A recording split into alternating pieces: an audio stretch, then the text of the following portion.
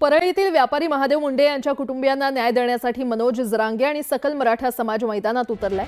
बीडमध्ये बैठक बोलावण्यात आलेली आहे। मनोज जरांगे या बैठकीला उपस्थित राहणार आहेत। तर ज्ञानेश्वरी मुंडे यांना न्याय मिळवून देण्यासाठी सर्व जाती धर्माचे लोक एकत्र आले पाहिजेत असं जरांगे यांनी म्हटलेलं आहे।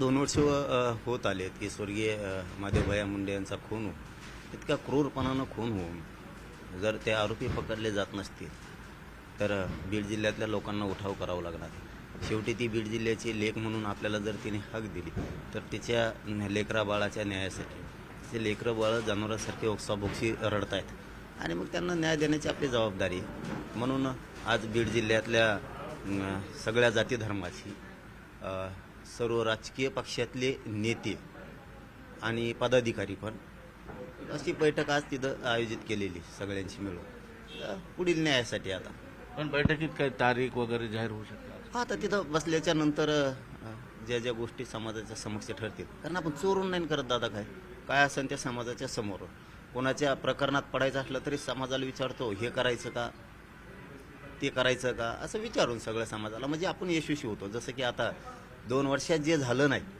ते त्या प्रकरणात SIT नियुक्त केली गेली, त्याच्यामध्ये त्यांना पाहिजे ते अधिकारी दिले गेले, त्यांची हीच मागणी होती 2 वर्षापासून। आणि दुसरी मागणी त्यांची अशी होती की आरोपी अटक करा, आणि तिसरी मागणी होती की मुख्यमंत्री साहेबांची आमची भेट झालीच पाहिजे। आपण तेही काम केलं, त्या लेखीच्या पाठीशी ताकदीने उभं राहिलो। परळीला पुन्हा मंत्रिपद भेटण्याची शक्यता बोलली जाते। महादेव भैयांचा खून दाबायचा काय, मुंडेचा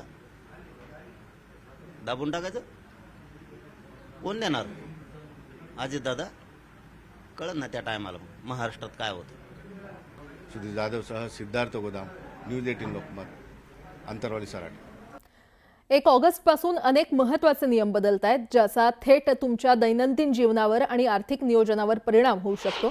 यामध्ये UPI वापराच्या नियमांपासून ते LPG गॅसच्या किमती आणि बँकिंग क्षेत्रातील बदलांचा समावेश आहे। कमर्शियल LPG गॅस सिलेंडर स्वस्त झाला असून UPI ऑटोपेच्या व्यवहारांमध्ये देखील एक मोठा बदल झालाय।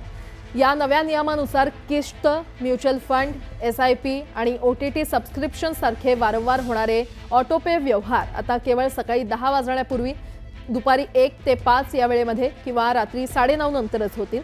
तर तुम्ही दिवसातून केवळ 50 वेळाच बँक खात्याचा बॅलन्स तपासू शकणार आहात।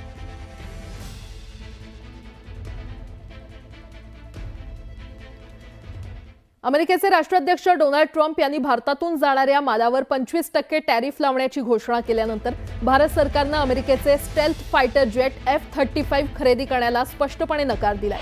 ही माहिती ब्लूमबर्गनं भारत सरकारच्या सूत्रांच्या हवाल्यानं दिलेली आहे। हा निर्णय भारत अमेरिका संरक्षण सहकार्याच्या दृष्टीनं एक महत्त्वाचा वळणबिंदू मानला जातोय। तसंच व्यापारी दबावाचा देशाच्या संरक्षण खरेदी निर्णयावर परिणाम होऊ देणार नाही असा भारताचा स्पष्ट संदेश आहे।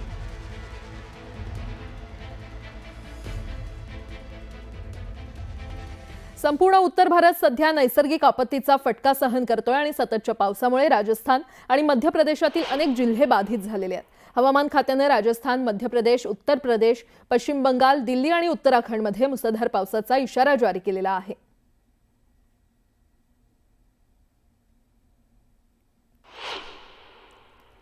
तिकडे राजस्थानमधील सवाई माधोपूरला पावसाचा जोरदार फटका बसलेला आहे। सवाई माधोपूरच्या पाहणी दौऱ्यावर आलेले आपत्ती व्यवस्थापन मंत्री किरोरी लाल यांचं वाहन ओढत बाहेर काढावं लागलं। आपत्ती मंत्र्यांचीच गाडी पुरात अडकल्यानं ट्रॅक्टरनं बाहेर काढावी लागली। ग्रामीण भागात देखील पाणी साचलेलं आहे।